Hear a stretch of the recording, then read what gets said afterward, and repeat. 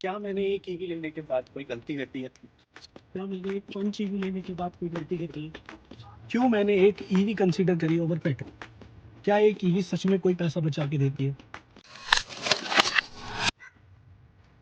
Hi guys, welcome to my channel. ये है मेरी गाड़ी हाइलक्स और आज मैं आपको बताऊंगा कि मैंने एक ईवी क्यों कंसीडर करी ओवर पेट्रोल। इस वीडियो को मैं 2 पार्ट में डिवाइड करूंगा, जिसमें मैं आपको पहले बताऊंगा कि मैंने ईवी क्यों ली पेट्रोल के ऊपर, और दूसरे पार्ट में मैं आपको बताऊंगा कि मैंने ये Punch EV, specially Punch EV क्यों ली बाकी सारे ऑप्शन के अलावा। तो भाई ईवी मैंने इसलिए कंसिडर करी क्योंकि मेरे पास इससे पहले एक सीएनजी पेट्रोल गाड़ी थी, जिसके अंदर मुझे बहुत ज़्यादा दिक्कत होती थी क्योंकि मुझे डेली ऑफिस जाना पड़ता था और आना पड़ता था और ट्रैफिक के अंदर फंसता था, तो मेरे लेग पे बहुत ज़्यादा स्ट्रेन पड़ता था। और मुझे एक ऐसी गाड़ी चाहिए थी जो कि एक ऑटोमेटिक हो, पावर उसके अंदर अच्छी खासी हो और वो एफिशिएंट भी हो गाड़ी।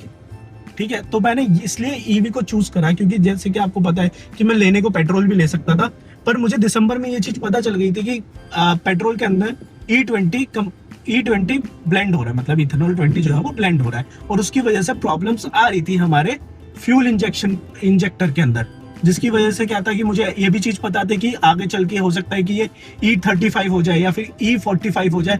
पर आप एक चीज समझे, देखिए, अगर मैं आज कोई गाड़ी लेता हूँ जो कि है E20 कंप्लायंट, ठीक है, पर अगर वो 1-2 साल चलती है, E20 के ऊपर चलती है, बहुत बढ़िया, ठीक है, E20 के ऊपर उसके अंदर कोई प्रॉब्लम नहीं आती। पर अगर सरकार जो है वो E35 ला देती है, तो उससे प्रॉब्लम क्या होगी मेरे पास होगी, मेरी जो 2 साल पुरानी कार है जो कि अभी तक खराब नहीं होनी चाहिए थी, वो आने वाले 6 महीने में E35 की वजह से खराब हो सकती थी।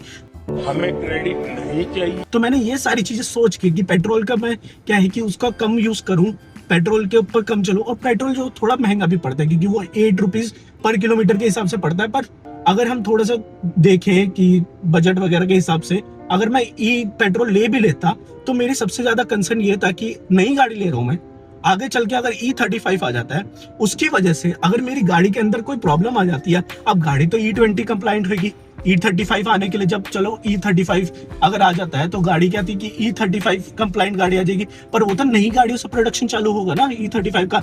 मैंने जो अभी गाड़ी ली है वो 2 साल बाद तो एकदम पुरानी हो जाएगी ना। तो इस वजह से क्या था कि मुझे कुछ ऐसे चाहिए कि मैं पेट्रोल के ऊपर भरोसा नहीं कर सकता, मैं सरकार के ऊपर भरोसा नहीं कर सकता कि वो कब E35 लिया है, कि कब E80 लिया है और कब E100 लिया है। आई डोंट नो कि कब वो ये सारी चीजें लगा देंगे और हमें पता भी नहीं चलेगा और हम गाड़ी के अंदर डलवाते रहेंगे। इसकी वजह से क्या हो सकता है कि इंजन पे स्ट्रेन पड़ सकता है, साथ ही साथ फ्यूल इंजेक्टर भी बेकार हो सकता है। तो मैं ये सारी चीजें अपनी गाड़ी के अंदर लगभग 5 साल तक तो नहीं चाहता कि कोई भी प्रॉब्लम आए। इस वजह से क्या था कि मैंने सोचा था कि मैं एक पेट्रोल ही लूंगा। मैंने सबसे पहला जो मेरा ऑप्शन था वो पेट्रोल ही था, क्योंकि पेट्रोल के अंदर पावर आपको अच्छी मिल जाती है, दूसरी चीज आपको ऑटोमेटिक भी मिल जाती है बहुत आसानी से, और इंजन भी आपको अच्छे खासा 4 सिलेंडर भी मिल जाते हैं, टर्बो भी मिल जाता है। अगर मैं नेक्सॉन लेता तो उसके अंदर मुझे टर्बो भी मिल जाता। पर क्या प्रॉब्लम बस यही है E20 वाली, और ऊपर से जो पेट्रोल के जो रेट जो है दिन पे दिन हाई हो रहे हैं। अब देखिए मैं आपको बताता हूँ कि जब मैंने दिसंबर में जब गाड़ी ली थी तो पेट्रोल का रेट चल रहा था लगभग 100 के 95-97 के करीब चल रहा है दिल्ली के हिसाब से, और आज जब मैं अब 9 महीने बाद बैठा हूँ तो पेट्रोल का रेट क्या हो गया, 102 हो गया है दिल्ली के अंदर। तो आप देख रहे हैं कि किस तरीके से इन्फ्लेशन बढ़ती जा रही है। तो गाइस क्या था कि अब देखो आप 100% प्योर ऑयल तो डलवा सकते हो, मतलब पेट्रोल जो है वो 100% ऑयल डलवा सकते हो, पर वो हर जगह अवेलेबल नहीं है XP100, और साथ ही साथ उसका प्राइस भी बहुत ज्यादा है, 167 चल रहा है दिल्ली के अंदर। बाहर जाओगे और अगर मैं कहीं बाहर गया हूँ और मान लो कि मुझे XP100 नहीं मिलता, तो साथ ही तो मुझे इमरजेंसी में E20 ही डलवाना पड़ता ना। तो बात तो वहीं आ जाती कि मुझे कहीं ना कहीं से E20 तो डलवाना पड़ रहा है। अगर मैं अपना बजट भी हाई लेके चलूं इस हिसाब से, तो मेरी जो पर किलोमीटर वो पैसे लगेंगे वो तो बहुत ज्यादा लगने वाले हैं अगर मैं XP100 लूंगा, कि जिससे क्या है मेरे इंजन पे स्ट्रेन ना पड़े, गाड़ी खराब ना हो। तो दैट्स व्हाई आई चूज। फिर मेरे पास सेकंड ऑप्शन था CNG का। अब देखिए मैं आपको बताता हूँ, मेरे पास जो इससे पहले गाड़ी थी वो पेट्रोल CNG थी। CNG के अंदर मुझे सबसे ज्यादा प्रॉब्लम ये आई कि CNG के अंदर पावर नहीं आती। ठीक है, अब ठीक है, बहुत कंपनियां कहती है कि आपको CNG के अंदर भी पावर मिल जाएगी, टाटा भी खुद कहता है कि आपको CNG के अंदर भी पावर मिल जाएगी। CNG के अंदर ऑटोमेटिक भी देने को तैयार था, जो कि बाकी गाड़ियों में नहीं देता। और पर सेकंड जो प्रॉब्लम थी, मेरी सबसे बड़ी प्रॉब्लम, जब भी मैं ट्रिप पे जाता था अपनी पुरानी वाली गाड़ी के साथ, तो हमेशा 4 या 3 लोग ही जा पाते थे। गाड़ी मेरी 5 सीटर है, पर उसके अंदर हम हमेशा 3 या फिर 4 जा पाएंगे। क्यों? क्योंकि जो बूट स्पेस है मेरी गाड़ी का वो खत्म हो चुका है, वो बिल्कुल खत्म हो चुका है गाड़ी के अंदर बूट स्पेस। मुझे सबसे प्रॉब्लम ज्यादा ये आई थी जब मैं एक ट्रिप पे गया था फैमिली के साथ, और मुझे जाने वाले 5 लोग थे पर मैं 4 ही लेके गया, बिकॉज क्योंकि हमारे पास लगेज भी था। लगेज की वजह से अगर मेरे पास बूट स्पेस होता अच्छा खासा तो हम 5 लोग जा सकते थे, ठीक है। तो मेरे पास सेकंड पॉइंट ये भी था कि मुझे एक ऐसी गाड़ी चाहिए जिसके अंदर बूट स्पेस भी हो। अब टाटा ऑफर करता है, बहुत अच्छी बात है कि ट्विन सिलेंडर टेक्नोलॉजी ऑफर करता है आपको बूट स्पेस, पर जब मैंने देखा उसका बूट स्पेस इतना था ही नहीं। आप अभी अगर मेरे बूट को देखेंगे तो उसके अंदर इतना सामान रखा है ना, और उसके बाद भी आपको क्या है कि बूट स्पेस खाली लगता है।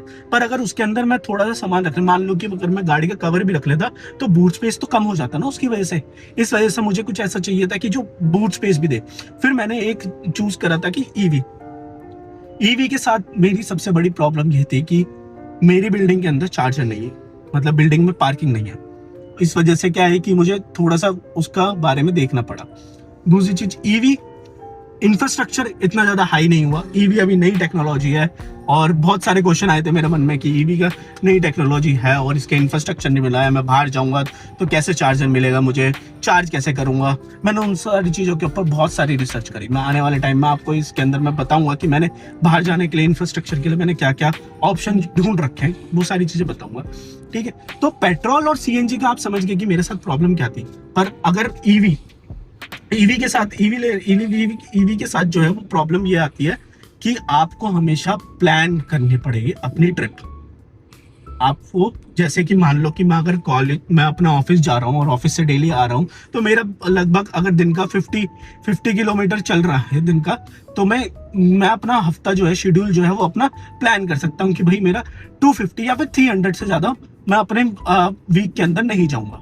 तो इस हिसाब से मैंने क्या था कि सोचा कि अगर मैं प्लान हिसाब से लूंगा तो मेरे लिए ये भी बेस्ट रहेगी, ठीक है। क्योंकि मेरा ऐसा नहीं है कि रनिंग ऐसी नहीं है कि कहीं भी उठा के कभी भी चल दो, नहीं, मैं हमेशा प्लान तरीके से जाता हूँ। ऑलरेडी मुझे प्लान पता रहता है कि मुझे यहाँ जाना है, एक हफ्ते का मेरा शेड्यूल बना रहता है कि मुझे आज जो मेरी गाड़ी जो 60 किलोमीटर या 100 किलोमीटर चलेगी, तो मैं उस हिसाब से अपना प्लान बना के चलता हूँ। पेट्रोल अब आपको ईवी उन्हीं लोगों को लेनी चाहिए जिनके साथ क्या है कि आपको पता हो कि आपका वीक क्या है या फिर आपका नेक्स्ट प्लान क्या है, आप कितने रूट पे जा रहे हो, कितने किलोमीटर आप चला रहे हो, वो सारी चीजें आपको पता रहे। इसलिए ईवी पेट्रोल के साथ आपकी बहुत सारे बेनिफिट्स मिलते हैं आपको कि कभी भी उठा के कहीं भी चल सकते हो। पेट्रोल का इंफ्रास्ट्रक्चर बहुत अच्छा है, आपको कहीं भी पेट्रोल मिल जाएगा। और पेट्रोल के जो मैकेनिक्स होते हैं वो भी बहुत पुरानी टेक्नोलॉजी है, और इंजन ऑप्शन भी आपके पास बहुत सारे आते हैं, और पेट्रोल के मैकेनिक्स भी बहुत आपको आसानी से मिल जाते हैं। बट प्रॉब्लम वही थी कि अगर मैं नई गाड़ी ले रहा हूँ तो मैं कुछ ऐसा लेना चाहता हूँ जिसके अंदर मुझे पावर भी मिले, और मेरी जो गाड़ी है वो जल्दी से एज भी ना करे। क्योंकि आपको पता है कि पेट्रोल गाड़ी के अंदर अगर आप इथेनॉल डालने लग जाओगे तो वो बहुत जल्दी एज करने लग जाता है। सबसे बड़ा प्रॉब्लम मेरा इथेनॉल का ही था, क्योंकि पता नहीं कब इथेनॉल चेंज कर दे, कब E35 आ जाए, कब क्या आ जाए, कुछ पता नहीं चलता। इस वजह से क्या था कि मैंने अपनी जो गाड़ी थी अपने ऑप्शन में एक हमेशा पेट्रोल भी रखा, सीएनजी भी रखा, और मैंने ईवी भी रखा। और मैं कंक्लूड करता हूं मैं कि ईवी मुझे इसलिए बेटर लगी क्योंकि जब मैंने चलाया इसके अंदर पावर बहुत बढ़िया है, बहुत अच्छी पावर है। इतने पेट्रोल से अगर मैं इसी सेगमेंट की सेम पेट्रोल गाड़ी चूज करूं तो उससे तो बहुत बेटर। और सीएनजी को तो खैर किसी उसमें मैं लेता ही नहीं पावर के अंदर, सीएनजी इज एफिशिएंट कार, ठीक है। सेकंड चीज है इसके अंदर जो स्पेस है गाड़ी के अंदर, ईवी के अंदर स्पेस बहुत बढ़िया आता है, बहुत अच्छा स्पेस आता है, ठीक है। तीसरी चीज कि इसके अंदर जो है एफिशिएंसी अगर मैं आपको बताऊंगा आप मानोगे नहीं कि एफिशिएंसी कितनी देती है। ये मेरे को पर किलोमीटर 1.5 रुपीज जो है वो पर किलोमीटर के हिसाब से लगती है अगर मैं घर में चार्ज करता हूँ। एक बारी अगर मैं बाहर भी चार्ज करता हूँ तो उसके लिए अगर आप चाहते हैं कि मैं इसको आपको बताऊं कि बाहर चार्ज करने पे कितना खर्चा आता है मेरा टोटल चलने पे, तो उसके लिए कमेंट करके बताना कि मैं उसका एक चैलेंज करूंगा, एक वीडियो बनाऊंगा जिसके ऊपर मैं आपको बताऊंगा कि अगर मैं बाहर चार्ज करता हूँ तो कितना खर्चा आया और घर में चार्ज करता हूँ तो कितना खर्चा आता है, ठीक है। तो ये था मेरा कंक्लूजन कि मैं अपनी ईवी क्यों लेना चाहता हूँ, ईवी क्यों ली मैंने। ये सारी चीजें मैंने आपको बताई कि ईवी को लेने के फायदे ये है कि आपको एक तो प्लान रखना पड़ेगा अपना टूर, सबसे मतलब फायदे तो नहीं है ये, एक तरीके से क्या है कि आपको कंसीडर रखना पड़ेगा इस चीज को। अगर आप ईवी लेने वाले हैं तो सबसे पहले आपको ये चीज ध्यान में रखनी पड़ेगी कि आपको जो दिन का जो रूट है या फिर आपको जो वीक का जो जो आप चलते हैं जितना भी है वो आपको अपना प्लान रखना पड़ेगा। अगर आपका प्लान रहता है और आप ऐसे बंदे हैं कि अपने नेक्स्ट टूर जो है, जो अपना रनिंग जो है उसको प्लान रखते हैं, तो आपको ईवी आपके लिए बहुत बढ़िया रहेगी। पर अगर आप ऐसे बंदे हैं कि जो आप कभी भी उठा के कभी भी चल देते हैं और देखते नहीं हैं कि कहाँ पे क्या मिल रहा है, कितना पेट्रोल है गाड़ी के अंदर, कभी भी कहीं भी जा रहे हैं, कुछ फर्क नहीं पड़ रहा, ठीक है। तो ये सारी चीजें थी, इसी वजह से आपको एक और चीज बताता हूँ, ठीक है। अब देखिए, मेरे से काफी लोगों ने ईवी लेने से पहले एक क्वेश्चन पूछा कि ईवी के जो चार्जर है वो आपको चार्ज नहीं कर, मतलब क्या है कि चार्जर हर जगह नहीं मिलते, तो आप बार बार रोज चार्जिंग पे लगाओगे, रोज चार्जिंग पे लगाओगे, तो उससे क्या है कि बैटरी का जो डिग्रेडेशन है वो जल्दी होने लग जाता है। अब मुझे आप एक चीज बताइए कि अगर मैंने 35 किलोवाट की बैटरी ली है, मैं मान लो कि अगर मैं हाई बैटरी ले लेता हूँ और उसके अंदर क्या होता है कि मेरी मान लो 300 चलती है, 400 चलती है पूरे टोटल चार्ज के अंदर, तो आप एक चीज समझिए, आप हफ्ते के अंदर एक बार भी तो चार्ज कर सकते हैं, क्योंकि जब आप पेट्रोल गाड़ी या सीएनजी गाड़ी लेते हैं, आप डेली तो पेट्रोल नहीं भरवाते उसके अंदर, आप डेली तो सीएनजी नहीं भरवाते उसके अंदर, आप हफ्ते में एक बार सीएनजी फुल करवा के लेंगे, फिर आपका पूरा हफ्ता, अगर आपको पता रहता है कि आपको यहाँ जाना है वहां जाना है, तो आप एक बारी को सीएनजी फुल करवाने के बाद आप फिर उसको एक हफ्ते तक चला सकते हैं, फिर आप नेक्स्ट हफ्ते सीएनजी भरवाएंगे। सेम ईवी के साथ भी कर सकते हैं आप, ऐसा नहीं है कि आपको डेली चार्ज करनी पड़ेगी, सेम ईवी के साथ कर सकते हैं। जब मैं ये गाड़ी ले रहा था तो मुझसे जो कंसल्टेंट थे वो कहते कि आप 35 किलोवाट क्यों ले रहे हो, आपका काम जो आपका 50 max to max 100 kilometre per day के हिसाब से अगर आप चल रहे हो तो आप 25 किलोवाट का भी ले सकते हो। बट माय क्वेश्चन वाज कि अगर मैं 35 किलोवाट ले लूंगा तो फिर क्या मैं उस पर ट्रिप पे नहीं जा पाऊंगा, क्या मैं उससे, अगर मैं गाड़ी बार बार तो नहीं ली जाएगी, अगर मैं 35 किलोवाट, अगर मैं ज्यादा बैटरी पैक वाला ले रहा हूँ गाड़ी, तो मैं क्या है कि उसको मैं बार बार अपना ले जा सकता हूँ ना, कहीं भी मुझे पता रहेगा कितना चलेगा। अब रोज चार्ज करने की झंझट मेरी खत्म हो जाएगी ना, same as petrol same as CNG, कि आप रोज सीएनजी नहीं भरवाते, रोज पेट्रोल नहीं भरवाते, आप हफ्ते का टैंक टॉप अप करवा लेते हैं या फिर टैंक फुल करवाते हैं, जैसे भी करवाते हैं। कमेंट करके बताना कि अगर आपके पास पेट्रोल है या सीएनजी है और उसके अंदर आप कैसे मैनेज करते हैं, क्या आप डेली भरवाते हैं। सो गाइज, मैंने पंची भी क्यों कंसिडर करी with all the options that I have, तो मेरे पास ऑप्शन क्या क्या थे। एक तो मेरे पास टियागो का ऑप्शन था, मेरे पास ऑप्शन था नेक्सन का, मेरे पास ऑप्शन था विंडसर का, और सिट्रॉन C3 का भी ऑप्शन था, साथ ही साथ 3XO का भी ऑप्शन था। तो मैंने टाटा की ही क्यों ली और पंची भी ही क्यों ली। देखो, अब मेरा जो घर है, मैं आपको बताता हूँ कि मैंने पंची भी ही क्यों ली, क्योंकि गाइस मेरी जो फैमिली है वो छोटी है, मतलब कि एक तो मेरी शादी नहीं हुई है और कोई गर्लफ्रेंड भी नहीं है। देखो, मेरी फैमिली जो है वो छोटी है, मतलब 4 लोगों की फैमिली है, मैक्स टू मैक्स 5 लोग बैठते हैं। तो उस हिसाब से क्या था कि मेरे को एक कॉम्पैक्ट साइज की SUV टाइप चाहिए थी, जो कि थोड़ी सी उठी हुई हो गाड़ी थी। बहुत नीचे आदमी यहाँ तो नीचे धरती में कोई ना होएगा। मतलब ग्राउंड क्लियरेंस उसका बहुत ज्यादा, मतलब ज्यादा तो ना हो पर एक डिसेंट सा ग्राउंड क्लियरेंस हो। एक तो टियागो मैंने इसलिए नहीं ली क्योंकि उसकी जो बैटरी पैक था वो बहुत कम था मेरे हिसाब से। मैं ये कंसिडर करके चल रहा था कि मेरे को हफ्ते में एक बारी चार्ज करनी पड़े, इस वजह से मुझे वो गाड़ी चाहिए, ठीक है। दूसरी चीज क्या थी कि मेरा जो घर है वो बिल्डिंग में पार्किंग नहीं है, तो मतलब कि चार्जर तो मैंने ग्राउंड फ्लोर पे लगवा रखा है, पर वो थोड़ी सी गाड़ी जो है वो बाहर खड़ी होती है। तो मैं चाहता था कि जो चार्जिंग का जो लिड हो या चार्जिंग का जो वो हो, कंसीडर हो, मतलब चार्जिंग जो पोर्ट हो वो थोड़ा आगे की साइड हो, बोनेट में, मतलब फ्रंट में हो, तो वो मेरे लिए बेटर रहेगा। अब उसके अंदर मेरे पास कर्व आ जाती है जो, और बाकी कर्व और पंच रहती है, बाकी तो सारी आपका जो चार्जिंग पोर्ट है वो सारा पीछे ही देती है। तो वो साथ ही साथ कॉम्पैक्ट चाहिए थी मेरे को SUV, ताकि मनूवरिंग जो हो वो इजी हो जाए। भाई इतनी बड़ी गाड़ी नहीं चाहिए कि मेरे को मनूवर करने के लिए दिक्कत हो। इस वजह से क्या था कि पंच EV को लेना मेरे लिए बेस्ट ऑप्शन लगा। साथ ही साथ ये बैटरी पैक जो था वो, मतलब लेने को मैं नेक्सन भी ले सकता था, पर उसका टॉप मॉडल नहीं पड़ता क्योंकि उसका प्राइस भी हाई जा रहा था। और मुझे फीचर से मुझे बहुत ज्यादा प्यार है, प्यार मतलब कि ऐसे गर्लफ्रेंड वाला प्यार नहीं है, पर हाँ प्यार है। मुझे फीचर्स चाहिए गाड़ी के अंदर। मैं थोड़ा टैक्स सेवी भी हूँ, तो मुझे थोड़ी सी टेक्नोलॉजी जो है वो ट्राई करने में मजा आता है थोड़ा सा। तो इसलिए क्या है कि मुझे एक गाड़ी चाहिए थी जिसके अंदर सारे फीचर्स हो, मतलब सारे तो नहीं है इस गाड़ी के अंदर भी अभी भी, पर हाँ डिसेंट फीचर जो है, जो कि एक गाड़ी के अंदर होने चाहिए फीचर्स, वो सारे हैं। इलेक्ट्रॉनिक्स भी हैं इसके अंदर। इसका जो प्राइस था वो मेरे बजट के हिसाब से, मतलब बजट के हिसाब से तो नहीं बैठ रहा था, क्योंकि मैंने इसका एडवेंचर मॉडल सोचा था, पर एक्सटेंड करते करते मैं थोड़ा सा एम्पावर्ड पे आ गया था, बिकॉज इसी वजह से, क्योंकि जो था ये गाड़ी मेरे को बहुत ही मतलब एकदम परफेक्ट सी लगी कि 4 लोग हैं, हम 4 लोग हैं, आने वाले टाइम पे हम क्या पता, अगर मेरी शादी होगी तो आने वाले टाइम पे क्या पता हम 5 लोग हो जाएं। एहे रहा नहीं जाता, तड़प ही ऐसी है ना। ठीक है, उस हिसाब से मैंने सोचा था कि एक गाड़ी हो जिसमें 4 लोग 5 लोग आसानी से बैठ सके, मैं थोड़ा सा घूम सकूं, थोड़ा इधर उधर जा सकूं, और जिसकी रेंज भी अच्छी खासी हो।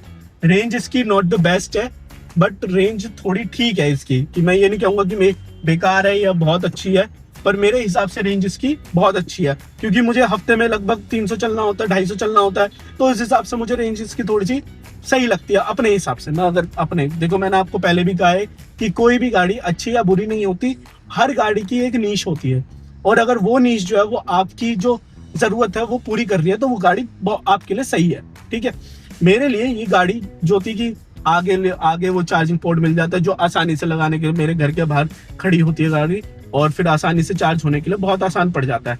मैं आपको एक बार दिखाऊंगा, एक वीडियो बनाऊंगा जिसके अंदर मैं आपको बताऊंगा कि घर के अंदर मैं चार्ज कैसे करता हूँ घर में।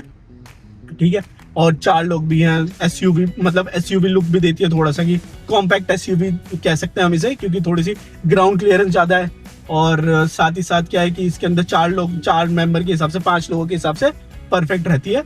तो इस वजह से क्या था कि 5 ईवी के साथ साथ मेरे पास 3XO का भी ऑप्शन था, जो कि सेम रेंज में आ रही थी।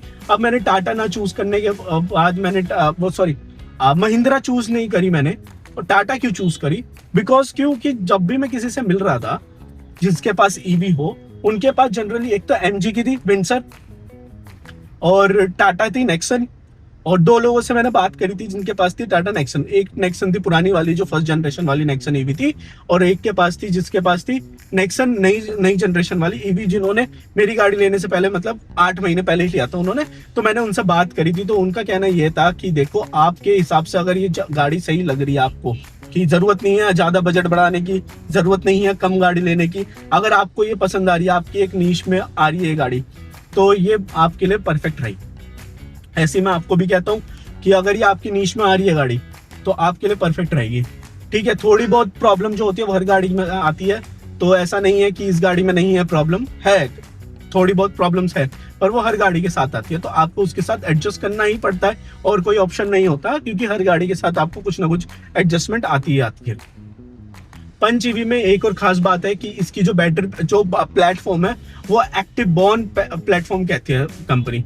कहने का मतलब ये है उनका कि हमने जो प्लेटफॉर्म बनाया है वो ईवी के लिए ही स्पेशली बनाया है। अब उसके अंदर चेंजेस क्या है, जैसे नेक्सन आती है, कर्व आती है, और हैरियर का तो खैर एक्टिव बॉर्न प्लेटफॉर्म ही है, पर जो नेक्सन आती है और जो कर्व आती है, टियागो आती है, उसका जो प्लेटफॉर्म है वो एक्टिव बॉर्न नहीं है। मतलब कि उसका जो प्लेटफॉर्म है वो वही प्लेटफॉर्म है जो गाड़ी के अंदर जो डीजल में या फिर उसके अंदर आती है, पेट्रोल के अंदर, सीएनजी के अंदर जो प्लेटफॉर्म चेसिस यूज करते हैं वो सेम ईवी के अंदर यूज करता है। पंच के अंदर क्या था कि एक्टिव प्लेटफॉर्म आ गया, कि उन्होंने नया जो था अब उसको इंट्रोड्यूस कर दिया था। फर्क कुछ नहीं है, बस फर्क सिर्फ इतना बताया कंपनी ने कि ये थोड़ा सा क्या है कि लाइट वेट हो जाता है, कंपैटिबल हो जाता है ईवी के साथ। इस वजह से उन्होंने इसको एक एक्टिव बॉर्न कह दिया कि हमने नया प्लेटफॉर्म कुछ चेंजेस इन्होंने करे हैं। जैसे कि मैं आपको बताऊं, जो नीचे की जो चेसिस होती है, जो नीचे का होता है बेसमेंट जो होता है, वो पेट्रोल सीएनजी के अंदर वो थोड़ा सा लोअर होता है। अब इसके अंदर इन्होंने थोड़ा सा ऊपर कर दिया। जैसे कि आप सीएनजी के अंदर देखोगे तो पीछे का जो था उन्होंने उसको अपने हिसाब से, जो कि ट्विन सिलेंडर टेक्नोलॉजी है उसके हिसाब से उन्होंने उसको कंपैटिबल बना दिया था। इसके अंदर इस प्लेटफॉर्म को थोड़ा सा ऊपर कर दिया था, थोड़ा सा लाइट वेट कर दिया था, जिसकी वजह से क्या है कि बैटरी के साथ साथ वेट थोड़ा गेन हो जाता है, और इसका सेंटर ऑफ मास जो रहता है गाड़ी का वो थोड़ा नीचे की तरफ रहता है। बॉडी रोल जो होता है वो इसके अंदर कम हो जाता है इस वजह से। ठीक है, तो पंच ईवी रेंज अच्छी है। चार्जिंग के लिए मुझे इतना टाइम नहीं लगाना पड़ता, क्योंकि चार्जिंग जितनी बड़ी बैटरी पैक होगा उतने ज्यादा चार्जिंग के लिए टाइम लगेगा। तो फिर इस हिसाब से मुझे ये लगी कि हाँ बहुत सही गाड़ी है। थोड़ी बहुत कमियां हैं, जैसे कि यहाँ पे लॉक सिस्टम नहीं है जो कि आता है नेक्सन के अंदर। वो मैंने कंपनी को मेल भी डाला था पर कोई रिप्लाई नहीं आया उधर से। और लॉक सिस्टम का जो मैंने नई वाली जो पंच ईवी है उसके अंदर मैंने एक चीज नोटिस करी कि जो लॉक सिस्टम है वो थोड़ा सा वो इतना अच्छा नहीं है कि जैसे नेक्सन के अंदर है कि वो पूरा खुल जाता है, तो जैसे ही आप खोलोगे और डोर खोलने की कोशिश करते हो तो वो दब जाता है और वो अंदर चला जाता है। ठीक है, साथ ही साथ क्या है कि उसके अंदर जो है नई वाली पंच ईवी के अंदर आपने जो कनेक्टिंग हेडलाइट है वो हटा दी। एक तो कि जो सामने वाली जो मिड वाली जो हेडलाइट होती है उससे आपको क्या पता चलता है कि गाड़ी कितनी चार्ज हुई है, और उससे लुक जो होता है गाड़ी का वो बहुत ज्यादा एनहेंस हो जाता है। अगर मेरे पास कोई फोटो होगी तो मैं आपको लगाऊंगा यहाँ पे कि रात के वक्त वो लाइट देखते हुए कैसे लगती है, जैसे हैरियर की लगती है वैसी लगती है, जैसे नेक्सन की लगती है वैसी लगती है। और साथ और बैटरी पैक अच्छी है। पावर जो है इसकी मैं आपको बताऊं तो 190 न्यूटन मीटर का इसका टॉर्क बनता है और 200 के करीब इसका वो क्या कहते हैं। तो गाइस मेरा वर्डिक्ट ये है कि मैंने पंच भी आपको बता ही दिया कि क्यों ली, क्योंकि ये मेरे नीज के हिसाब से बढ़िया बैटरी थी, मतलब कॉम्पैक्ट है। ज्यादा लंबी गाड़ी नहीं पसंद, मुझे ज्यादा लंबी नहीं चाहिए थी, बिकॉज कि मुझे उसे मैन्यूवर करने के लिए मुझे थोड़ी सी प्रॉब्लम आती है, क्योंकि देखा जाए पहली वाली जो गाड़ी थी उसके हिसाब से इसकी लेंथ है, तो इस वजह से मैन्यूवरिंग इसकी बहुत अच्छी है। क्योंकि अगर आप मान लो स्टीयरिंग वगैरह, अगर आप थोड़ा सा, स्टीयरिंग बहुत लाइट है, एक तो स्टीयरिंग बहुत लाइट है। जब आप स्टैंडिंग स्टेशनरी गाड़ी के अंदर बात करो तो इसका जो स्टीयरिंग है वो बहुत लाइट है, और जैसे जैसे आप स्पीड बढ़ाओगे स्टीयरिंग थोड़ा सा हैवी होता रहता है, और मैन्यूवर करने के लिए बहुत आसान रहती है। कि अगर मुझे कट वगैरह लेना होता है या फिर ओवरटेक करना होता है बहुत आसानी से हो जाता है इस गाड़ी के अंदर, क्योंकि चेसिस जो है वो बहुत जल्दी, बहुत क्विक रिस्पॉन्स देती है, वो बहुत क्विक रिस्पॉन्स देती है। मतलब जो इन्होंने एक्टिव बॉन्ड जो प्लेटफॉर्म बनाया है इस वजह से ही कि चेसिस जो है वो बहुत क्विक रिस्पॉन्स देती है। तो या ये दिस वाज माय ये मेरे रीजंस थे कि मैंने पंच ईवी क्यों ली। पंच ईवी ही एम्पावर्ड प्लस। अब एम्पावर्ड प्लस क्यों ली? क्योंकि इसके अंदर फीचर्स चाहिए थे मेरे को, इस वजह से। आपकी नीश के हिसाब से अगर आपको लगता है कि देखो मैंने आपको बता दिया पेट्रोल के ऊपर मैंने ईवी क्यों चूज करी। अगर आपके भी सेम रीजंस है ईवी लेने के तो आप कमेंट करके बताना मेरे को, या फिर आप लेने की सोच रहे हैं, या फिर आपके कोई क्वेश्चंस हो कि मुझे क्या क्या प्रॉब्लम्स आई, या कुछ क्वेश्चंस है आपके ईवी से रिलेटेड, तो आप मेरे से पूछ सकते हैं। आप कमेंट करके बताइए, मैं रिप्लाई करता हूँ उनका। और साथ ही साथ ईवी के साथ मैंने आपको बता ही दिया कि ईवी में क्या अच्छा है क्या बुरा है। भाई यहाँ पे क्या हो रहा है, भाई यहाँ पे क्या हो। और अगर आपने मेरी ओनरशिप रिव्यू वाली वीडियो नहीं देखी है और मेरी सिटी रेंज वाली वीडियो नहीं देखी है तो आप मेरे चैनल पे जाके देख सकते हैं, मैंने वो दोनों लाइव कर रखी है। मैंने आपको उसके अंदर बताया कि सिटी के अंदर गाड़ी कितनी चलेगी और ओनरशिप कैसा था मेरा। मैंने 8-9 महीने लेने के बाद मुझे कैसा गाड़ी के साथ क्या क्या प्रॉब्लम आई, क्या क्या नहीं था, तो वो सारी चीजें भी आप देख सकते हैं। और सो माय वर्डिक्ट इज कि मुझे ईवी बहुत पसंद है, चलाने में बहुत मजा आता है, कंफर्टेबल है बहुत ज्यादा।